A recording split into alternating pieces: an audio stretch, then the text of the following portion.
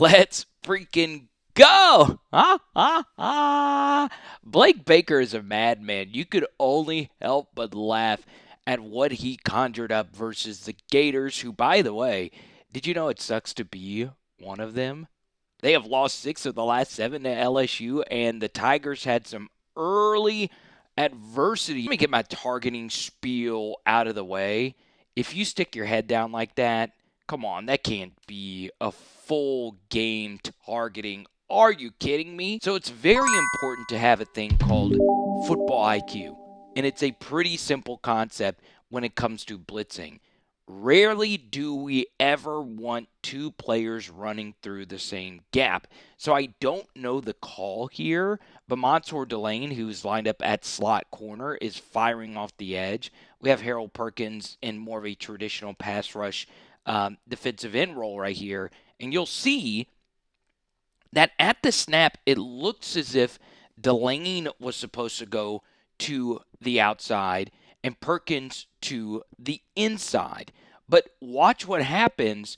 Delane thinks Perk is way too out wide. He thinks about going to the inside.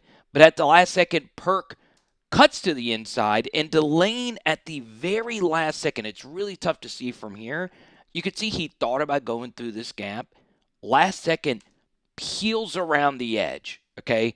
Really smart decision. So if Delane would have decided to keep running through this gap right here, Lagway would have been able to break contain and maybe make something happen. So really good stuff right there by Delane redirecting his path. And obviously DJ Lagway has to throw this football away. None of this really works if you can't guard people in man-to-man coverage behind it. You could see that this time the blitz gets picked up. We're not getting off blocks quick enough here. And Lagway has a clean pocket. There's just no separation. This was a not-so-great pass interference flag, but they do call it. And Florida gets a first down. So if you do blitz a lot, there's going to be screens that will be run behind it, okay? So this time they let Harold Perkins go, and they just throw it right over him. Honestly, this is a positive rep, if you ask me, from an LSU standpoint. Look, we are not in a good spot right here. This is Florida's best ball carrier, and they have a hat for a hat out here. Look at how we defend this, okay? Mansoor Delane gets physical right here with Eugene Wilson, and he keeps his eyes forward, squeezes this hole down, and then when he bounces it, look at how smooth Delane just gets off that block and then just rides Jaden Ball out of bounds. Pause. This is some ridiculously good defensive back play right here by Dashawn Spears. And you could see, first off, let's give LSU a lot of credit for distributing these routes correctly. You have a little bit of a switch right here where the tight end is running the flat. So now Pickett's picking him up, and now Spears is picking up the deep corner being run by number 9. This is actually Garrett Nussmeier's former high school wide receiver. And this is a bad route. You could see that Sturdivant doesn't do a good enough job attacking Spears. Spears is able to pick up pretty quickly that this is going to be a corner, and he's starting to run this route. If I was 9, you must do a better job of at least attacking his body to make him think maybe this could be an in-breaker or something vertical. But by just rounding this route off like this, it's just not good, and Spears is so unfreaking believably athletic. All those Spark high school testing scores were so good for him. He just looks like a Grant Delpit type of DB, and he's able to pick this football off and have a decent little return after. DHL is proud to announce a new partnership with Trojan Man Condoms. Look, it's simple. You don't want your protection game to not be on fleek, baby. You could see there's some leakage here with the Florida Gators. You never want that. I couldn't even get through that. No, we do not have a partnership with Trojan Man, but we would love to partner because safety first, right? If Harold Perkins is in this slot corner blitz-ish role, I'm making sure the offensive tackle picks him up, or we're sliding some guys to the right. Do something, right? Don't give Harold Perkins unblocked access to any quarterback ever, because Lagway can outrun quite a few linebackers. Not him. He's different. And that's some 5-star on 5-star action. You just got to throw it away. So here's an example of losing blitz integrity on a bad defense. So, of course, this is the 2023 unit, and LSU calls a perfect call right here. You could see that Javian Toviano is off and he's flat-footed, but he flies off the edge here, and we would have had an easy sack, okay? The problem here is Braden Swinson sees he has no path forward because these two crash down to not give him a path forward. So Swinson in this situation needs to just continue his inside pressure right here to eat up these blocks so we can have an outside blitzer. But you then see Swinson cuts to the outside. That cuts off this blitzer from Javian Toviano. And this allows Milroe to step up where Swinson would have been had he just formed a pile or just made this a dirty pocket. And you could see Milroe should have had a walk-in touchdown right here. So this is kind of like the Alabama play we showed you a little bit earlier. Okay, so Gabriel Relaford cuts to the inside, and this gives DJ Pickett unabated access to the QB. Now, Florida has a really good left tackle. He sees it, and after accounting for Relaford, he makes a very good last-ditch effort to save a massive sack. Okay, now some of this experienced player going up against a guy who isn't experienced and has a slender build, but maybe, I don't know, because you don't want a defensive holding call here. It's just a phenomenal play by a ridiculously good player, 58. So Lagway steps up. He makes a really good play. This call was good. I also like, attached to this is Gabriel Relaford becomes a new spy. So if Lagway does roll out, Relaford is starting to chase this from this direction.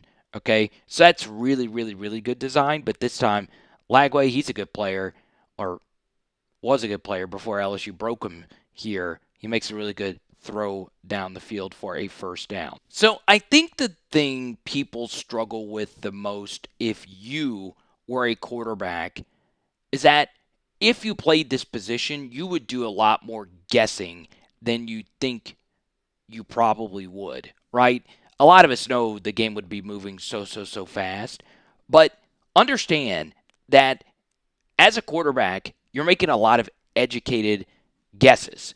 And in the spot, DJ Lagway has to know with the safety that is pure center field right here, that any in-breaker with my head being pinned to this right side is going to immediately get poached, okay? He's probably thinking that the safety is just too far back, but you could see right here, his hands, his feet, all of it is just completely out of order. He finally does get a base, and you could see that number 13, A.J. Halsey, is already driving down on this football. A player of that experience level is always going to make that play. And it's big because, well, when did you ever see Major Burns and Sage Ryan do something like that? Man, this is Blake Baker's best call of the night. And this honestly is exotic on so many different levels. First off, it's the personnel. We take a defensive tackle out, put another defensive back on the field, and we crowd the line of scrimmage with two traditional backers on the edge and two safeties over the middle. Okay, and Dashawn Spears becomes the extra DB here. Now, this is what's very interesting. If I was DJ Lagway pre-snap, I would probably guess that Harold Perkins is blitzing. And part of that is because of the safety alignment. So if I see that Dashawn Spears is leaving this portion of the field and is heavily shaded over this receiver, I am guessing he is picking him up in a man coverage assignment. But what actually happens at the snap is something completely different. You can see that Spears goes center field, and Harold Perkins is now man-to-man versus this slot wide receiver, and this is a different picture. And now we are blitzing two players that are really fast. This is Cooley and this is Halsey, And the running back is over here to help with Harold Perkins. And look at what that does. Okay? It gives us the most valuable asset as a defense in all of football. Unblocked A or B gap pressure from a second level player. But this isn't just any second level player. This is a third level player playing on the second level in Tamarcus Cooley. So Lagway is just never going to be able to outrun a player of Cooley's speed. He might be able to shed him, but it's just too much, right? Devon Keys is there to clean things up, as is Patrick Payton, and you just got to eat that sack. One pass rusher for LSU that's done, to me, the best job of shedding blocks is Bernard Gooden, okay? Look at him just take on this offensive guard, just throws him off of him. Guard does a decent job resetting, but Gooden is able to continue his rush, and Lagway just throws this to a tight end underneath. We'll let you do that all day, every day.